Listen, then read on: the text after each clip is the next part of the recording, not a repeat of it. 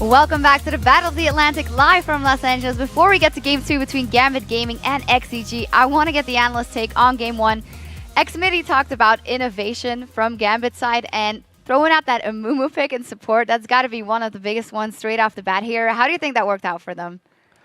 So I really liked Amumu because it worked for team fights really well, which I think you saw when it got to the team fight phase. Edward jumped in, man-moded, started some fights, and they did a really good job with those. Yeah, the way I see it is Amumu is pretty much a better version of Annie if you can get to team fighting, but realistically, you're not supposed to get to team fighting. I think it was like disrespectful almost to pick Amumu and then go bot lane like they did because, I mean, XDG should have just went bottom and 2v2'd them. I think they went top because they thought they were going to lane swap to try to 2v2, and they ended up guessing wrong. But if they had guessed correctly and they had 2v2'd against Amumu, I mean, he does absolutely nothing in lane. Like, Bandage Toss, whatever, you go in and you die. And then Despair is useless, Tantrum's useless. I mean, they would have just gotten dumpstered in lane, but you saw lane swap, and then later on they just played really passively because they're scared of Nocturne.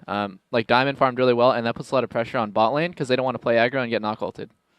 Yeah, and if we talk about that early game, you say that it's kind of disrespectful that they lane swapped. If we look at the mid lane, where it was a straight 1v1 versus ManCloud and Alex each going up against each other, ManCloud did really good early game on Kha'Zix, but then he kind of dropped the ball somewhere in the mid game. How come he didn't make that transition very well? Yeah, so when you kill your lane opponent, especially like that, super easy, like didn't build really any summoners or take a lot of damage, you're supposed to have like either a significant CS lead or take the tower or roam and make plays, like take it into a red buff, like take the enemy blue, take dragon, do something to help your team out because obviously his bot lane was losing, his top lane's not doing so well, like Nasus is like just kind of down in CS the whole game, so he needs to make something happen with that 2-kill advantage, and he never did. He didn't take a tower, he didn't take dragon, he didn't help his team, so really those 2 kills were meaningless. It's just like 500 gold. That's all the advantage that they got from 2 kills, which should be way more than that. Yeah. We talked also about that Nasus, who's supposed to scale very well going later, but he couldn't really do anything with that teleport he had. Yeah, so there was an interesting sort of dynamic with the two team comps between these teams. So first of all, Gambit was very obviously want to 5v5 you, go in a big group, and just win by initiating with our faces, and they did that really well. Whereas XDG had this really other take on how to play the game. So they've got Burst from Annie, some pretty good upfront damage from Lucian, and then Kha'Zix to follow up on that, get some resets, and mop up a team fight, basically. Vi, again, to also initiate, kill a squishy, mop up the team fight, get Kha'Zix rolling. And as a backup lane, they've got Nasus to scale to infinity, as well as split push with teleport. So they've got the ability to, if they get a good team fight, make it happen, but also delay the game out until they find one of those fights. And as it turned out, Gambit was able to just force the 5v5s better. They didn't succumb to Benny split pushing, and because they've got 3 tanky guys, and then a Kayle ulti, there's no reset for Kha'Zix. And so there's, like, though I liked Vulcan's comp, it got completely outpicked by Gambit. How do you think, what's the cause of that as transitioning into mid-game, it seemed like Vulcan XDG just didn't know anymore how to team for, or even how to position themselves, especially if you know that you have something like a Bandage Toss just waiting in the wings. Yeah, so I normally criticize Genja for his poor item choices, but this item choice he made where he bought BT into Giant Spell won his team the game, because Kayle is going to have an easier time ulting herself because it's a lot easier to watch your own HP than your teammates. As you saw, like Alex's ulti is sometimes a little late. So Kha'Zix is really only the realistic person on XDG who's going to carry. He's the only person who's ahead, and the only person he can reset on the whole team is Sivir because she's really squishy, she's 500 range, and everyone else is a tank. So he bought a Giant Spell, and he could never die after that. So that one is team the game. Honestly, it sealed it. Like, Kha'Zix can no longer reset on anybody, and that makes it so XCG, literally all of them are useless.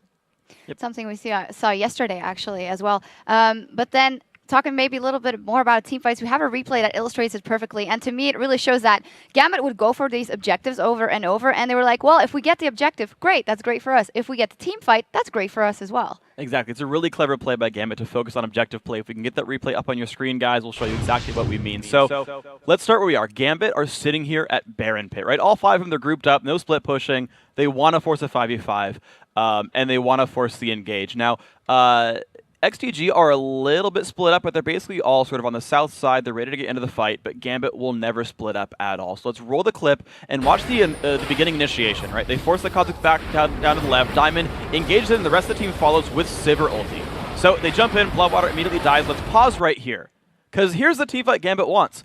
All 5 grouped up, the heavy burst already gone, Kayle ulti still available, and as you mentioned before with Kha'Zix, there's no really way in on this fight. Yeah, they're just coming in from so many different directions. You saw Vi coming in from kind of the Wraiths. You saw Cloud coming in from behind. And if you come from 3 different directions, you want to collapse on them. You don't want to get collapsed on because you're so split up that you left your squishy backline. Blood Darter just died instantly, and there was no follow-up. Yeah, so let's roll the rest of the clip out. You're going to see just the easy, basically wombo combo. ManCloud is trying to go in. Genja, all right, there's the KO. Well, Genja can't really do much at this fight as they just keep walking forward, dealing the damage. And what I really liked as well was, even though Shyvana isn't classified as having a whole bunch of crowd control in general, the just AoE knockback that she brings is actually kind of exactly what that team wants. Because they just kind of want to push it back, say, don't burst us, give us a little bit more time for Kayle and Sivir, give us some time to walk through you guys. And just like that knockback from Shyvana ulti, then just punch him with the face is good enough. Yeah, that was kind of hilarious because she had a death cap and her ulti did like 200 or like 300 more damage than it should have. But yeah, his ultis were good. They're spot on the whole game. Yep, great stuff there from Gambit. Now that you've heard what we have to say, let's see how you answered our Twitter question of the day. Of course, earlier we asked you which LCS Pros plays has influenced your own game the most during the Battle of the Atlantic and why.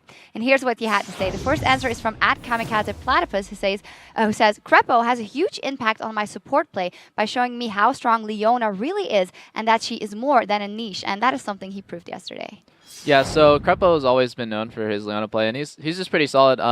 One thing that Leona has an advantage of over other kind of supports like Annie is her ult range is a lot more unpredictable than Annie. Like, you can kind of respect an Annie's flash tibbers or like a Taric or an Alistar, but you can never really respect a Leona ulti 100% because at any time, because of its long range, it can catch you off guard. And if you get really good at landing it, which people have finally gotten to the point where they're so good at League that they can hit it with like 80% accuracy, it's just such a strong champion to pick. I don't think it's as good on purple side because going bottom lane on purple, you have a disadvantage inherently.